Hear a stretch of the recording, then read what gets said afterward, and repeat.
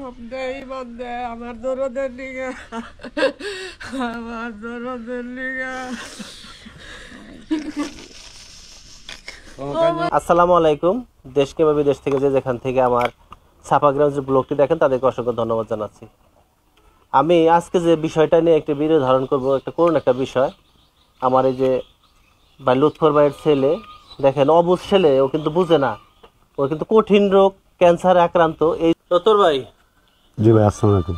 আসসালাম। আমরা জানতে পারলাম যে আপনার ছেলেটার ক্যান্সার হয়েছে। ক্যান্সারটার নাম কি? ওর লিম্ফোমা জাতীয় একটা ক্যান্সার। প্রথম এটা বুঝলেন কি আপনি? ওর দীর্ঘদিন যাবৎ, আজ থেকে 2-3 বছর আগে খালি জ্বর আসতো, বমি করতো, শরীর চুলকাইতো, হাত পা অবশ্যই আসতো। জ্বর আসলে সারা শরীর আগুনের মতন তাপ হয়ে যেত। হয়ে যাওয়ার পর ঢাকাতে বিভিন্ন বড় বড় মেডিকেলের টেস্ট করি, কোথাও কোনো কিছু ধরা পড়ে না।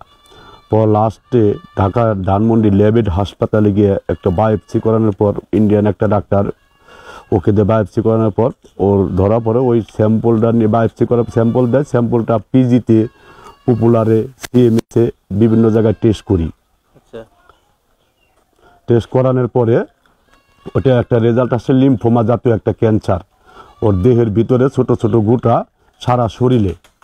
পরে ডাক্তার সিদ্ধান্ত নেয় ওকে কিমো দেওয়ার জন্য। ওর 8টা কিমোথেরাপি দেয়। দেওয়ার পর এটা কাজ হয় না দেখে পরে আরও 4টা রেডিওথেরাপি দেয়। দেওয়ার পর ডাক্তার একটা পেট সিটি স্ক্যান করে বলে যে ও সুস্থ হয়ে গেছে। 3 মাস পর পর একটা আলট্রাসাউন্ড, একটা 2-3টা রক্তের টেস্ট করে ডাক্তারকে দেখাতে বলে। আমরা 3 মাস পর পর দেখাই। এরকম 6 মাস দেখানোর পরে আবার 9 মাসের দ্বারায় ওর রোগটা আবার দেখা দিছে সে আগের মতোই। তখন ডাক্তার সিমটমটা হলো গিয়া শুধু জ্বর আসে, হাত পা চাবাই নেয়, আর শরীর চুলকা। এই যে এখানে যে গুটাটা, এই যে গুটাগুলো টিউমার মতন, এগুলি ওর পেটের ভিতরে সব জায়গায় আছে, সারা শরীরে দেখা যায় না। পরে ডাক্তার ওইটা রিপোর্টটা পরের রিপোর্টটা দেখে বলে ইন্ডিয়া নিয়ে যাওয়ার জন্য। এই দেশে আর কোনো ট্রিটমেন্ট নাই। পরে আমি ইন্ডিয়া যাই। ইন্ডিয়া থেকে যাই এই রুগী ধরা পড়ে। ওখান যে টেস্ট করা পরে বাংলাদেশে মোটামুটি আমি প্রায় 16-18 লাখ টাকা খরচ করছি। আমরা জানতে পারছি যে আপনি মানে এখন বলতে গেলে নিঃস্ব হয়ে গেছেন এই ছেলের পিছে। জি, আমি নিঃস্ব হয়ে গেছি। পরে ইন্ডিয়া যাওয়ার পরে বাবার জমি বিক্রি করছেন? হ্যাঁ, বাবার জমিও বিক্রি করছি। এখন আমার বলতে কিছু নাই আর কি। এখন বাচ্চার মুখের দিকে তাকাইলে যেমন আমি ব্যাকুল হয়ে যাই। আমার আত্মীয় স্বজন সবাই যেমন একটা পাগল হয়েছে, ওকে বাঁচাইতে হইলে। এই জন্য আমি সবার কাছে একটা সহযোগিতার হাত বাড়াইয়া চাইতেছি আর কি। আমার প্রতিবেশী আত্মীয় স্বজন যারা যেখানে আছেন তাদের সবার কাছেই। সিফাত, জি, তাহলে তুমি বড় কি হইতে চাও? Computer software engineer. তোমার স্বপ্ন কম্পিউটার ইঞ্জিনিয়ার হবা? জি। আসসালামু আলাইকুম। আপনারা যে যেখানে আছেন, আমার এই ভাইটা অসহায় ভাই, একটা ছেলেই। আপনারা যে যেখানে আছেন আপনাদের কাছে মিনতি করি, আমার এই ভাইপোটারে আপনারা কিছু টাকা পয়সা দিয়ে সহযোগিতা করেন। আমার বাবার জমি ছিল, জমিটারও বিক্রি করছে। আমার এই বাবা যিনি ভবিষ্যৎটা গড়াইতে পারে, আমার এই বাবা যিনি বাইচা থাকে। আপনারা সবাই যে যেখানে আছেন গরিব হিসাবে আমাদেরকে কিছু সাহায্যতা করেন, আপনার কাছে এই মিনতি করি।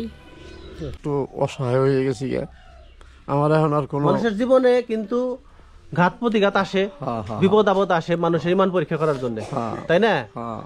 একটা বিপদ আসছে, আপনি যতটুকু পারেন সাহায্য তো নিজে করছেন। আমি শুনছি যে আপনার জায়গা জমি বিক্রি করে ফেলাইছেন। আমি এখন 10 জনের কাছে হাত বাড়াইছি।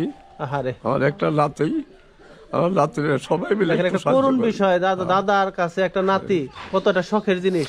একটা নাতি, লুৎফরের একটা ছেলেই। বলেন আপনি। লুৎফরের একটা ছেলেই, ওর আর ছেলে পেলেও নাই।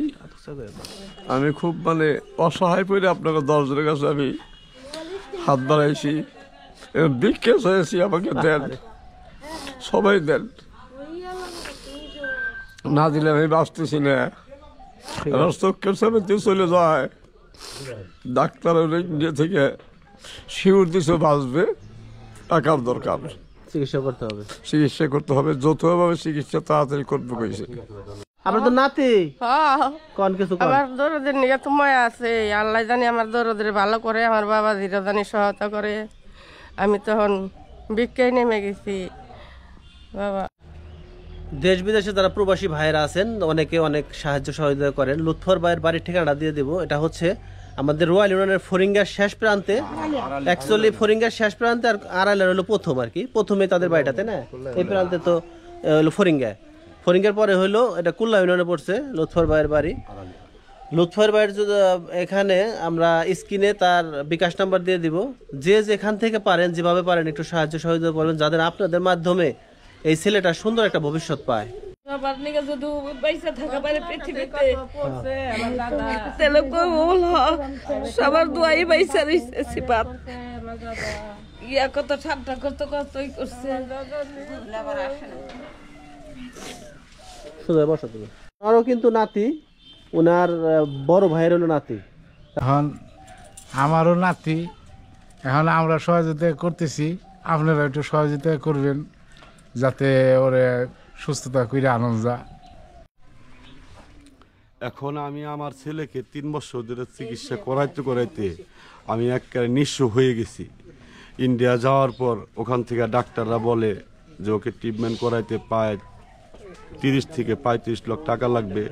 এখন আমি ওখান থেকে ইন্ডিয়া যাওয়ার পর আমি আমার বাড়িতে চলে আসি, টাকার অভাবে চিকিৎসা করাইতে পারিনি।